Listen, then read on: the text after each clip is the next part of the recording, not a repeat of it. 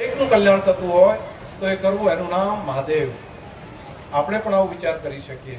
ઘરમાં હોય, બે ભાઈઓમાં હોય, કુટુંબમાં હોય, જ્ઞાતિમાં હોય, ગામમાં હોય, એકબીજાની સાથે ચડબડ રહે. ઘરમાં બેઠા બે વાહણે ખગડે, પરંતુ કડવો ઘૂંટડો જે પીવે એ મહાદેવ. બાકી તો ખાલી ચણો વાગે ઘણો, કઈ હોય નહીં તો ઘણો વાગે. તો પણ જેની પાસે જે પડ્યું હોય એને તો સહન કરવું પડે, એને તો મન મોટા કરવા પડે. તો નાની મોટી બાબતની અંદર બધા એક બનો.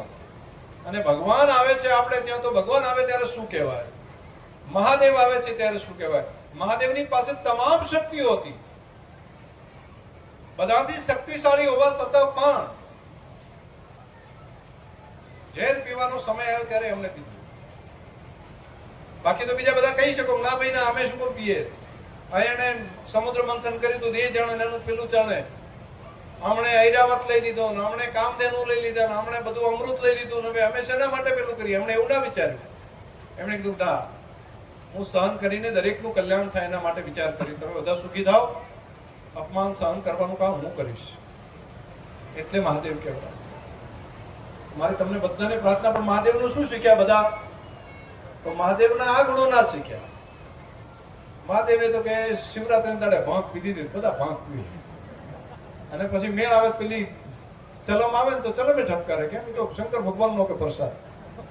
આ શંકર ભગવાનનો પ્રસાદ નથી. શંકર ભગવાને તો પીધું તો પેલું જે પીવાનું ખબર પડે બેટા, એ તો પીવાય નહીં. મારી તમને પ્રાર્થના છે કે મહાદેવ માંથી શીખવા જેવી એ બાબત છે. આપણે બધા ભેગા થઈને એક રહી, બીજાના કલ્યાણ માટે વિચારીએ, નાના જીવ માટે વિચારીએ. કીડી હોય તો કીડીને કીડિયા નગરું પૂરવાનું કામ આપણે કરી શકાય. પંખી હોય તો પંખી માટે દાણા નાખવાનું કામ આપણાથી કરી શકાય. ગાય હોય તો એને કૂળો અથવા તો કૂતરું હોય તો એના માટે એક રોટલી પણ નાખવાની વ્યવસ્થા આપણે ત્યાંથી કરવી પડે. દરેકનો વિચાર કરે મહાદેવ, દરેકનું કલ્યાણ થાય એ મહાદેવ. અને મહાદેવ એટલે કલ્યાણ. તો સદાશિવ ભોળાનાથ પોતે અહીંયા પધારે છે ત્યારે આપણે બધા આ કલ્યાણના ગુણ આપણા જીવનમાં ઉતારીએ તો જ એની પ્રાણ પ્રતિષ્ઠા કરી કહેવાય.